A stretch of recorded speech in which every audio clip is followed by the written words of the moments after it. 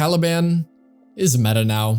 6 months ago, none of us could have fathomed that those words would be coming out of my mouth, and I am sure that there's a clip of me somewhere saying I will never make a Caliban video, but here we are. And yeah, there's a lot.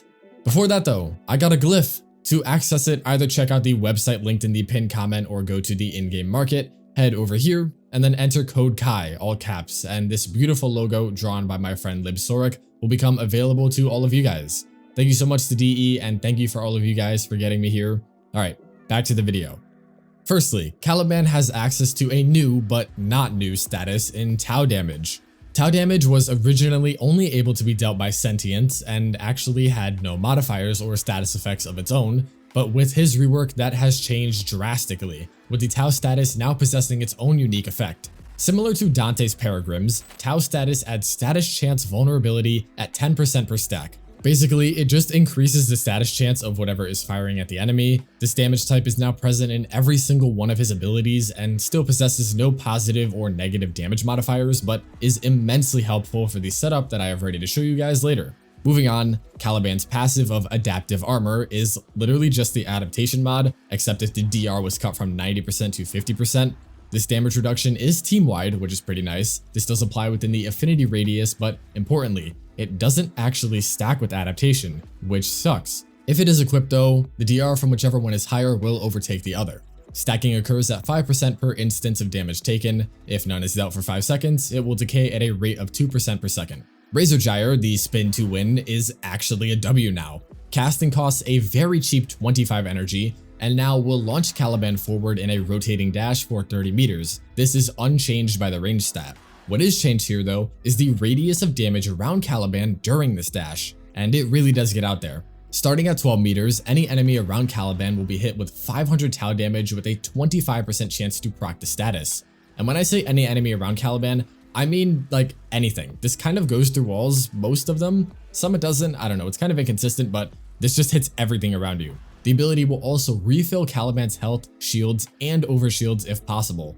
As if it couldn't get any better, the ability also refunds 25% of the energy used to cast it per enemy hit, and this does not cap out at said value.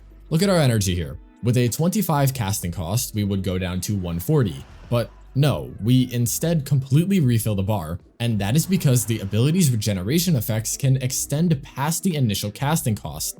So now we have infinite energy. And if you combine this with our helmet ability later, yeah, you don't need any other sort of energy management.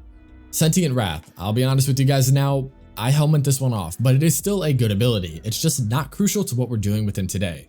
What is important though, is Lethal Progeny. Lethal Progeny had a massive glow up for an ability and has turned Caliban into a pseudo summoner frame, which was unexpected, but also pretty hype.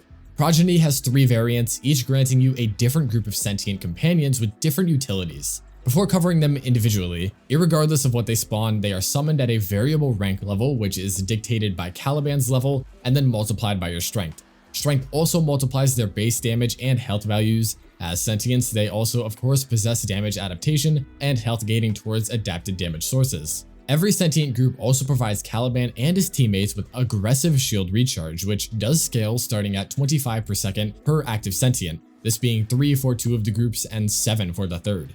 This regen does require you to be in range and within a soft line of sight of the drones and will overflow into overshields, which when paired with his natural 50% damage reduction makes him a really great shield tank frame. There is a slight caveat though, wherein if his shield gate is triggered, they will not start immediately regenerating shields. Unlike Protea's shield grenades, you must first have shields before they start doing the regeneration. But remember that Razor Gyre can generate them, so a quick cast of his 1 once your shield gate has broken, and then you'll be fine. Concerning the individual sentient groups, first with Concilists. These 3 are a DPS focused melee group who will perform a tornado attack dealing 1000 Tau damage lasting 6 seconds every 10 seconds. Importantly though, they don't actually trigger the Tau status. If looking for that, then the Ortholis will be your preferred progeny. These 3 are far more range oriented, firing cannons with a 100% Tau status chance and when entering mortar mode, launching shots with a 300% status chance. These guys spread Tau everywhere, which is really beneficial for our build we have later. The last group, and honestly the most underwhelming, is the Sumulist. The Sumulist starts out as one large sentient, who turns himself into a literal door where 6 smaller sentients called a Coralist will hop out. This progeny is focused entirely on shield regeneration, and yes, it does make you very tanky, but with the other two groups also providing shield regen, I've just never really needed to use these guys. So Lethal Progeny, really good, but Fusion Strike went from being Caliban's only good ability to possibly his best ability. Wait, does that make sense? I think so. Anyways, Fusion Strike will have Caliban expel violent beams of energy from both his chest and hands outwards for 30 meters at base. During the cast, Caliban will be rooted in place and entirely invulnerable, the beams from his hands converging in on the one from his chest. Each of these beams inflicts at base 15,000 Tau damage with a 20% status chance. Upon convergence, enemies who are hit with the beam will explode for 5,000 more damage, and then another explosion will occur, which leaves behind a 10-meter radius of damage and defense reduction, which is armor and shield stripping. This field lasts for 15 seconds at base and begins at 50% shield and armor strip to 100% strength, giving you a full strip in one cast. Think of this like Zaku's Third, which creates a wide area that once enemies step into, they lose the aforementioned stats. This is very strong to say the least, and if you have a Concil active, those three will aim their own mini fusion strike at your reticle. Do note though that their beams are hit with a 0.5x damage multiplier. Before moving on to the larger setup I have for you guys, if you could give this video a like, I would really appreciate it. It helps out more than you know. What kind of setup are we building towards on Caliban? Well, a healthy mix of range and strength are the most important stats in my opinion. More range scales the armor strip field very nicely alongside the lifesteal radius on Razor Gyre, and strength will scale our helmet ability alongside the sentience and the benefits that they provide, and fusion strike. The ultimate goal of this build is to mark an area with the field, and that is a very large area mind you. Then have the Ortholis group prime everything with Tau and Viral, and then go to town on them with a very buffed melee. Two things there. 1. Ortholis dealing viral damage? Well, with Nourish, yeah, they do that, and they do it very well. Seriously, once these guys enter mortar mode, it is viral and Tau everywhere. 2 though is melee. I am opting to build Caliban for melee, as not only did we get 3 new spicy galvanized mods for him, but it's also just really good. Which melee are we using though? Well, I recommend Amanata, Komei's new signature polearm, cause it's just disgustingly strong. Amanata has a very powerful special trait, where Komei's dice will be rolled every 30 hits to grant one of the following buffs, and rolling a 6 will grant all of them. This is just really strong positives for using the melee that you can't complain about, and no, you don't need to be on Komei to take advantage of this.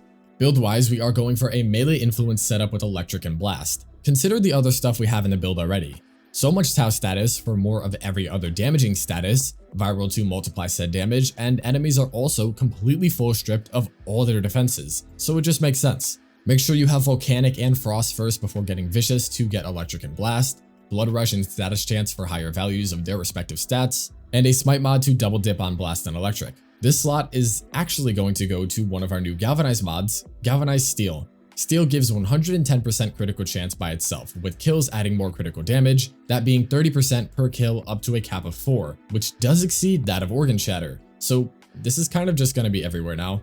Final CC and status values come out to 156 and 172. If adding in Komei's dice buffs, then those values move up to 196 critical and 202 status. Condition overload here, when tallying every status we apply from just the melee and Ortholist, will give 480% more damage, later companion priming being withheld. Stance doesn't matter, and melee influence, obviously. On Caliban, as said, high range, high strength. The 45% efficiency here is really not a big deal because remember, Razor Gyre generates energy for hitting enemies and then Nourish will multiply said energy, so it's practically infinite.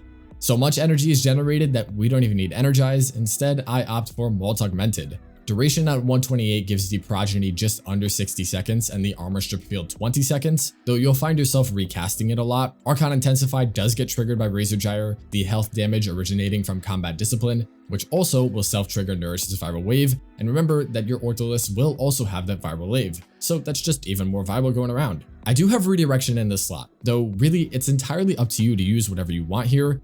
Nothing is too crucial. Shards wise, I have 1 Tau casting and 1 Tau energy shard. The energy shard is pretty much mandatory if not using prime flow over redirection, while the casting can be skipped, but I really like how much it speeds up Fusion Strike. I think 1 is a good sweet spot, 2 is definitely going to be quicker, but I don't really think you need it.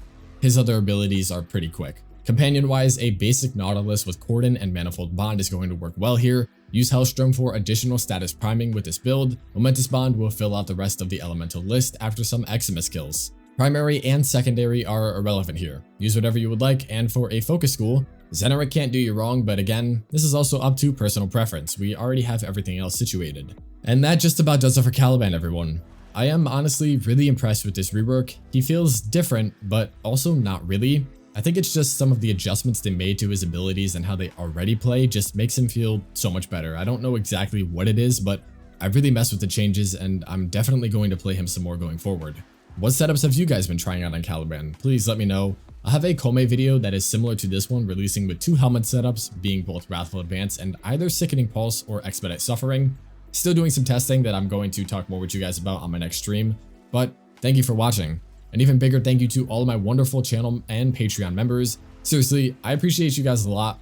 Thank you for sticking with me. To support, check out the description.